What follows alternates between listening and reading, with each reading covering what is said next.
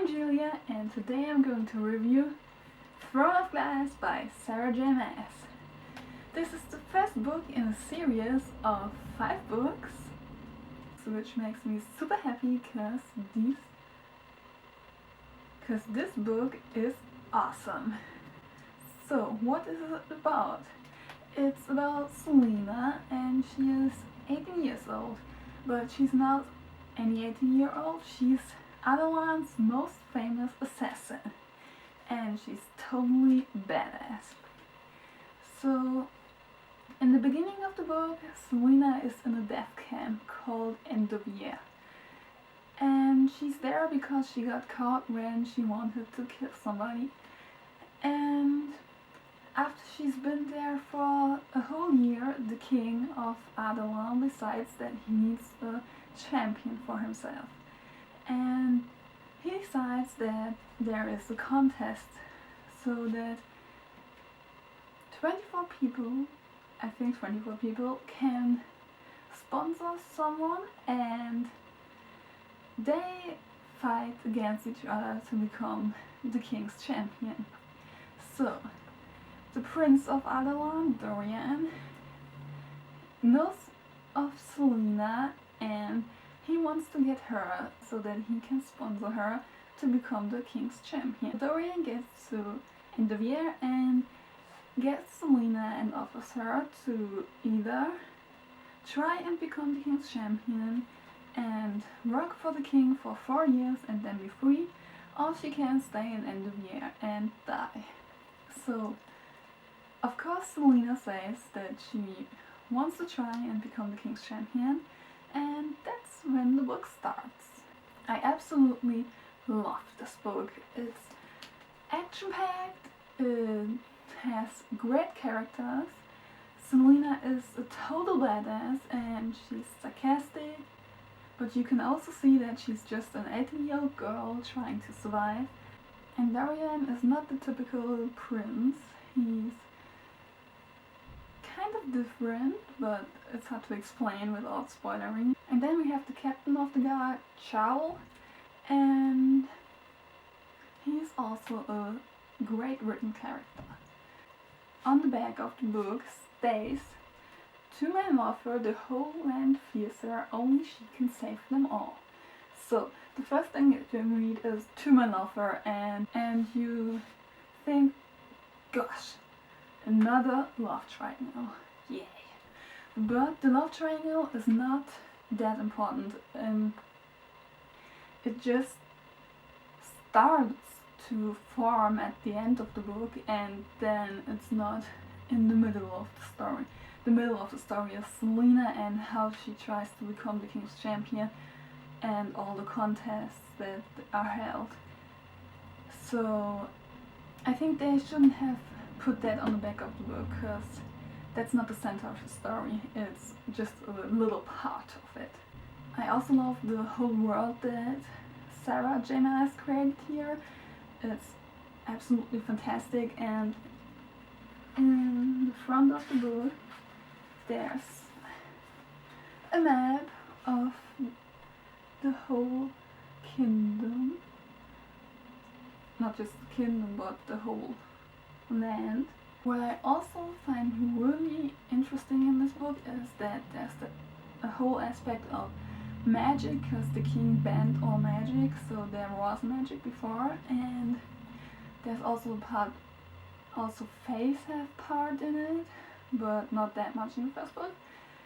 And I love it that it's a great mix of being an assassin and trying to survive, and then there's this whole magic thing, and that's a really great mix of it. Also, you see, Selena is so great written that you see that she's still human and not a cold-hearted killer, and I totally like that. This book is so great written that you can't put it down. It makes you want to read more and more and more, and you can't stop. And when it's finished, you really want to read the second book. And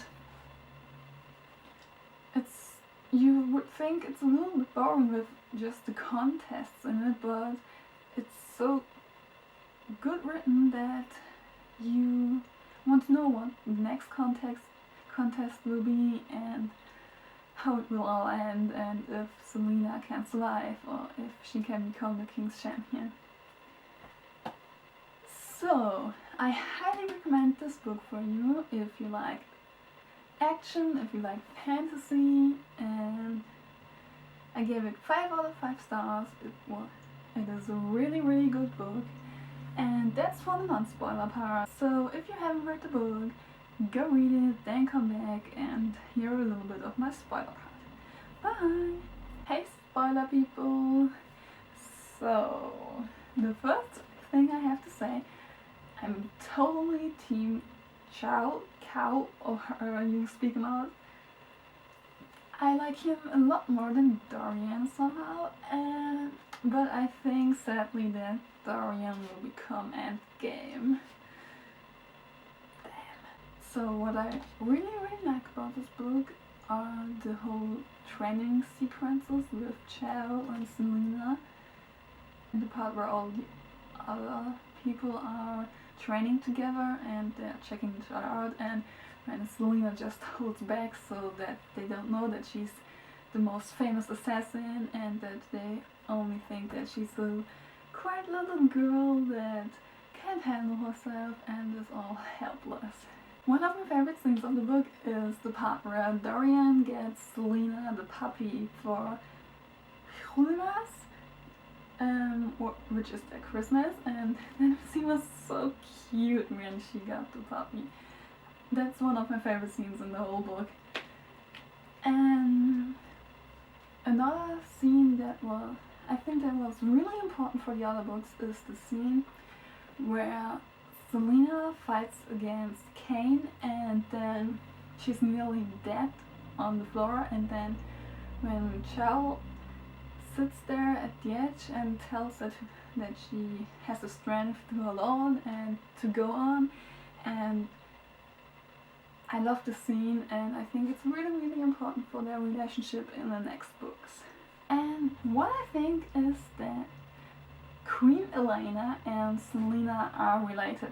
I really think that, because otherwise I don't think she would be able to see Elena, and since I think they're related, I think Selena is also a part Fae and that she has magic in her, and I can't wait to see if I'm right, and I can't wait to see how it turns out when I'm right. Another one of my favorite scenes is the scene where Selena has to fight against Varen, and they're taunting her that she can't do it and that she will fail, and then she's like, okay, enough with this pretending, and she turns her kick-ass mode on, and how she defends him in just like 3 moves, and then he's on the floor and everybody's like, what the fuck is happening? I love the scene. This is also one of my favorite scenes of the whole book. And what I find absolutely cool is this part about the weird marks, or however you speak them out.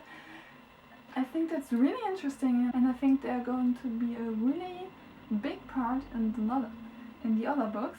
The scene where Selena fights against Kane and this Ritter, that was totally creepy, and I was really scared because it was so well written, and I think it's not over that now that Selena killed the Ritter, but I think there's another big thing coming, and I can't wait to see what that will be. And also I think Nehima will play a really great role in defending all this evil stuff, and because she's like the only one who knows how to read the weird marks, and she has this power to activate them, and I think that will be really important in the other books. So that's it for the book, and currently I'm reading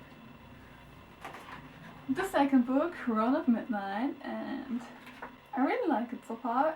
And yeah, that's it for today. Thank you all for watching. Check out my other videos, and I hope you enjoyed watching. See you next time. Bye!